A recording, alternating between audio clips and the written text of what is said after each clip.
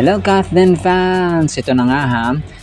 Nakita natin mga kasunod si Heaven Peralejo at saka si Sir Alden para sa kanilang Out of Order na pelikula, no, na magiging magpapalabas na or papalabas ng mga kasombreros sa Netflix, no, soon mga kasombreros.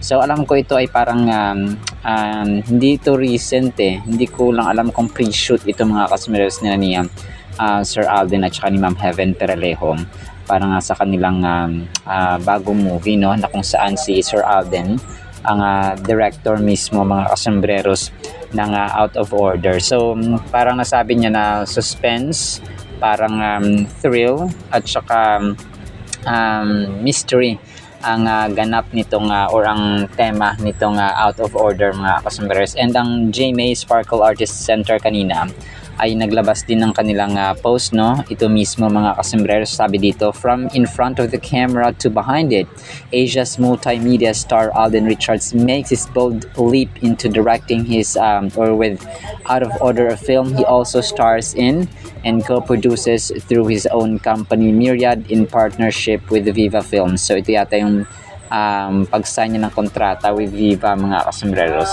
Tapos the film is set to have its world premiere in the competition section of the third Da Nang Asian Film Festival in Vietnam. Very sosyalan si pasabog din ito mga kasombreros sa happening sa June 29 hanggang July 5 mga kasombreros sa Vietnam. Grabe, no? Isasalang ito. So aabangan talaga ito natin mga kasombreros yung dinirect niya Box Office King. So talagang aabangan natin ito mga kasombreros ha. Kasi nga ito ay sa June 29.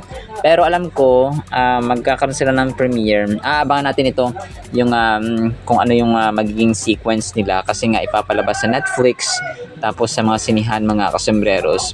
Pero hindi ko lang alam kung ipapalabas pa sa sinihan bago sa Netflix mga kasombreros. Yun ang aabangan natin.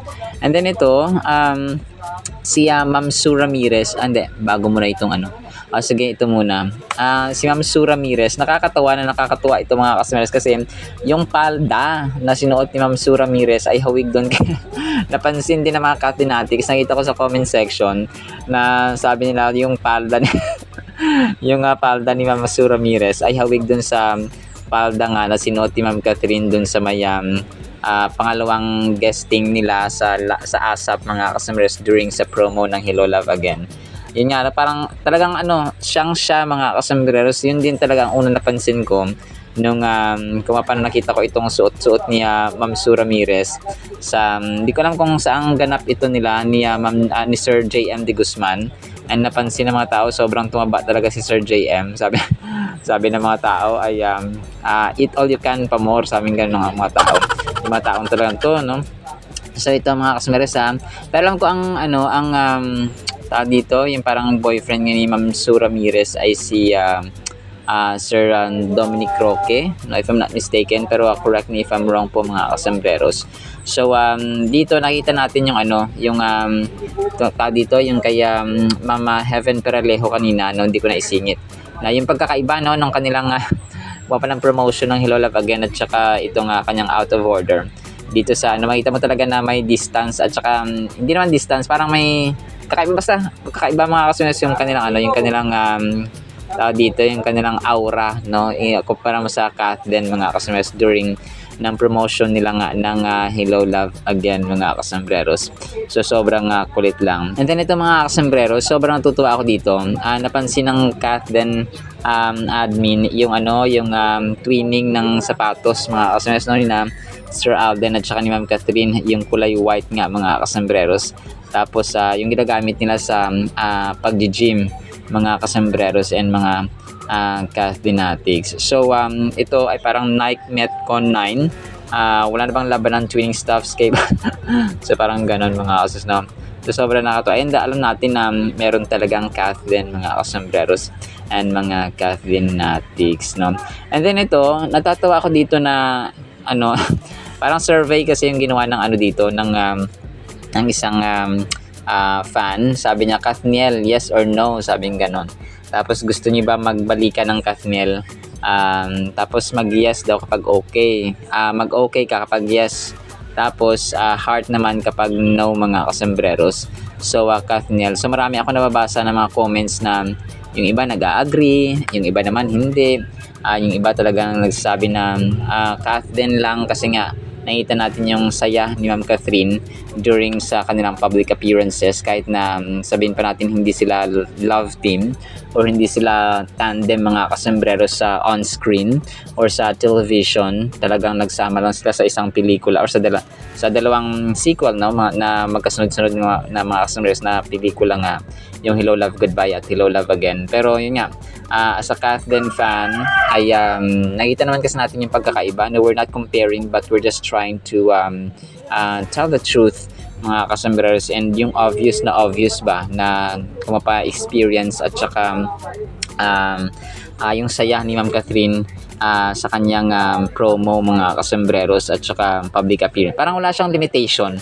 Kung gusto niya act like a child mga kasombreros, parang childish, no, go. Kung gusto niya makipagkulitan kay Alden habang nasa press con, nagulat na panaalala ko yung Hello Love Goodbye pa, parang binato niya yata ng yung tissue, parang papel si Sir Alden habang nagsasalita si Derek Calli, tapos tawanan na lang lahat. So yun, parang parang talagang yun yung happiness, parang pag naging gusto mong kalog, no, okay, parang wala siyang limitation, parang hindi siya hindi nakagapos mga kasombreros. Nandun kasi yung freedom na kung parang hindi niya kailangan maging sugar coated, hindi niya kailangan magkunwari mga kasombreros sa harapan ng maraming tao. Kung gusto niyang mag-throw ng joke kay Alden, saro lang din si Alden. Yung sa Wrecking Ball nila, sobrang tuwang-tuwa ako doon, so parang pag pinapaamoy nila yung bawat isa, tapos hulaan ko ano yung pangalan ng pabango ng air freshener, tapos si Ma'am Catherine pala yung So sobrang taong-tawa ako doon. Tapos halos lahat ng mga Catholics parang hindi makatulog at hindi makaget over doon sa parang tawanan nila kasi nga si Sir Alden parang aso na nag-aamoy tapos naghahabol ng bango kasi nga wala siyang sariling papel. Wala siyang sariling tissue na pinalagyan doon sa So sobrang kulit lang parang action speaks louder than words, na kahit hindi nila sabihin na sobrang saya nila, lalo na po si Ma'am Catherine kapag kasama niya si Sir Alden ay mga given, obvious mga kasombreros, maliwanag pa sa sikat ng araw, yung ika nga sa kasabihan mga kasombreros. So magbalikan as friends, yes, pero magjowa, I doubt mga kasombreros, and I totally disagree. No, pero not against naman kay Sir DJ kasi lahat naman tayo ay may chance na mag-move on at mag-move forward mga kasombreros. Alright, so yun actually sa ating Kathleen items ha. Abang-abang kayo bukas kasi marami tayong pasabog, no? Maraming dito naka-ready na items, fresh from the farm, fresh from source mga kasombreros. Alright, so na po in the meantime ha, sana po ipangyan po natin ang Word of God, and blessed evening po sa bawat isa. Para po sa ating Word of God mga kasombreros ay doctrinal tayo. May nagtanong kasi sa TikTok natin or isang TikTok follower natin na si Rindeer. Sabi niya dito, Kuya, ba't po tayo nananaginip? Na-vlog ko to ng maiksi, no? Doon sa isang natin sa YouTube. Pero gusto ko itong bigyan ng emphasis at ma-explain ng maayos mga kasombreros. So, unang-una, ang panaginip po ay talagang normal na yan sa atin. Ito ay isang patunay na tayo po ay may soul or may kaluluwa mga kasombreros. Kasi kapag tulog ang ating physical body, ang kaluluwa natin na conscious, alive, no, buhay siya mga kasombreros, kaya gumagawa siya ng mga activities na kung kaya minsan napanaginipan ko to. So minsan may nagsabi rin doon na nag-comment na bago na parang hindi na daw siya nananaginip, ganon. So nananaginip pa rin pero hindi lang na-register ng maayos or masyado sa ating mind mga kasombreros kasi conscious nga yung ating soul, no, ating kaluluwa mga kasombreros. Genesis 1:26, then God said, let's make man our own image according to our likeness. So ito po ay patunay na ginawa tayo ng Panginoon according sa kanyang likeness. So ang Diyos natin ay Trinity, God the Father, God the Son, God the Holy Spirit. So tatlo mga kasombreros yung personas. Tayo rin na mga tao ay tatlo rin po ang ating elemento. We have physical, we have soul, yung kaluluwa nga, and then yung spirit mga kasombreros. So yung panaginip sa Biblia, kung narinig niyo yung pangalan niya Joseph the Dreamer, mga kasembreros, which is one of the best examples din, no, ng ang panaginip po ay kumbaga pa literal at saka design ng Panginoon din sa atin. So maraming reasons. May times na magsisend ng warning ang Panginoon sa pamamagitan ng panaginip. May mga times na nagkakatotoo ang panaginip. May times na hindi nagkakatotoo. May times na nangyayari din siya, mga kasembreros. Genesis 31:11, "Then the angel of God said to me in the dream, Jacob, and I said, Here I am." So another verse for dreams, mga kasembreros, another verses for dreams. Numbers 12:6, "I, the Lord, make myself known to him in a vision. I speak with him in a dream." Matthew 2:13, "Now when they had departed, behold, an angel of the Lord appeared to Joseph in a dream." So Joseph na asawa ni, or kumaga pa, nobya niya Mary, mga kasembreros, or Virgin Mary. Deuteronomy 13:1, "If a prophet or a dreamer or dreams arises among you and gives you a sign or wonder." And then 1 Kings 3:5, "At Gibeon the Lord appeared to Solomon in a dream by night, and God said, Ask, what shall I give you?"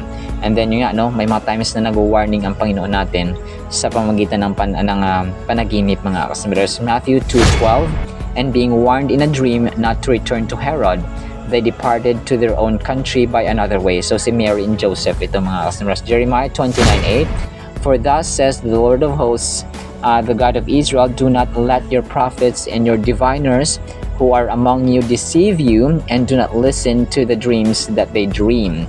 Ito, mga kasembreros, may mga napapanaginipan tayo minsan na bunga ng ating pagod, no? May times na parati mo lang iniisip ang bagay, no? Kung balisa ka, kung parati mo iniisip, so kahit sa panaginip ay nagpapakita sa iyo, or na papanaginipan mo, or may mga times na sobrang iniisip mo lang talaga, kunwari si crush mo, ganun, joke lang, mga kasembreros. Pero yun po, no?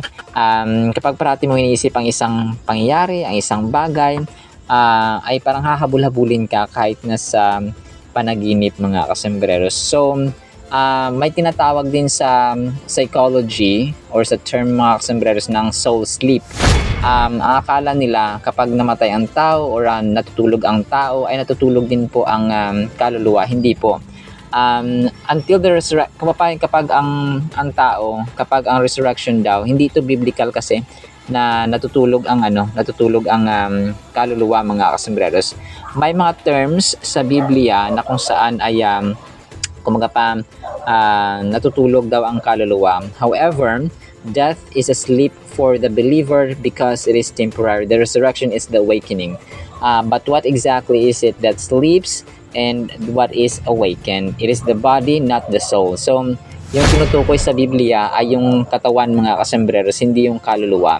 So a body when dead appears to be resting in sleep, and that gives rise to the metaphorical usage of sleep. So yun ang term niya, kasi si Jesus Christ, di ba, nung time na namatay si Lazarus, mga kasembreros, ang na-mention niya, mga kasembreros, ay natulog, no, si Lazarus, instead of saying na namatay. So ang tinutukoy niya dito na is yung kanyang physical body, mga kasembreros. So Moses and Elijah were not sleeping when they appeared with Jesus on the Mount of Transfiguration. Far from it. So they were talking with Jesus. So that's Matthew 17:4. And si Apostle Apostle Luke, mga kasembreros, na isa sa mga gospel natin ay or sa mga gospels, Luke gives some additional detail relating the subject of their conversation. So sa Revelation naman, sabi dito sa Revelation 6, mga kasembreros, John sees the souls of those who had been slain in heaven. So that's Revelation 6:9. These souls are not sleeping, rather they are crying out. So yung mga namatay na mga kaluluwa, mga kasembreros, na mga dati pa, ay umiiyak sila, no? Kung pa sabi niya doon is how long, no? Gaano pa katagal yung aantayin, mga kasembreros, bago yung judgment. So in loud voice, how long, sovereign Lord, holy and true, until you judge the inhabitants of the earth and avenge our blood. So that's Revelation 6 verse 10, mga kasembreros. So ito yung masabi natin na kapag hindi tayo nagbabasa ng Biblia ay hindi natin maunawaan. Meron nga rin doon, marami kasi nagtitrivia kasi ako sa TikTok, so more on trivia talaga doon, at saka English English vocabulary and English na mga topics mga kasombrero sa TikTok. Tapos sa Facebook mga kasombreros. So yun, may nagtanong nga rin doon, totoo ba yung reincarnation? So pero ito topic ko yan sa susunod na mga kumapaan na mga vlogs mga kasombreros. So sa pauna ay hindi po siya totoo sa Christianity. Kasi ang reincarnation ay ito yung paglipat ng kaluluwa nung namatay na. So gagamit siya ngayon ng isang katawan na buhay. Let's say katawan ng tao, yung kaluluwa mapunta sa katawan ng isang hayop, ng isang aso, ng isang pusa for example, or sa isang object, no? Yun yung yung reincarnation. Yung resurrection naman, ito yung mismong rising from the dead.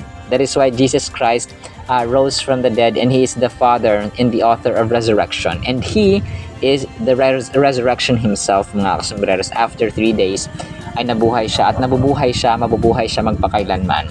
So, yun po na diniscuss ko na rin dito. Kasi minsan nasasayangan ako na yung time ba na hindi ko sabi yung totoo. Kasi tayo bilang tinawag na magtuturo ay may accountability mga kasombreros, no, sa takdang panahon ng Panginoon. So we have accountability. Kung kaya ako po ay nakukonsensya kapag hindi ko na ituturo yung tama at saka yung totoo mga kasombreros, based po sa biblical truth or biblical teaching. Kasi ang Bible naman ay hindi nagbabago yan mga kasombreros. Maaring magbago ang tao pero hindi ang Biblia. So maaring maraming versions, pero isang message mga kasombreros yung tinuturo. But not all Bibles kasi yung ibang Bibles kulang-kulang talaga. So yung iba naman dinagdagan nila for the sake of their own righteousness, or kasi gusto nila na ganito mga kasombreros. Alright, so yun, no, dahil nalagay ni tayo because may kaluluwa, no, yung kaluluwa kasi natin, yan yung haharap sa judgment. So either sa impyerno or sa langit mga kasombreros mapupunta ang ating soul. But one thing is for sure, ang kaluluwa natin ay patunay, no, ng ating panaginip ay yung panaginip ay nagpapatunay diyan na meron tayong kaluluwa mga kasombreros and mga katinatics. Alright, so yun lamang po in the meantime nawa po ipagpalain po tayo ng pag-ibig, pananampalataya at pag-asa in the mighty, holy, sweet, magnificent name of the Lord Jesus Christ. And everyone said, Amen and Amen. See you sa next segment mga kasombreros, and paalam po. I love you.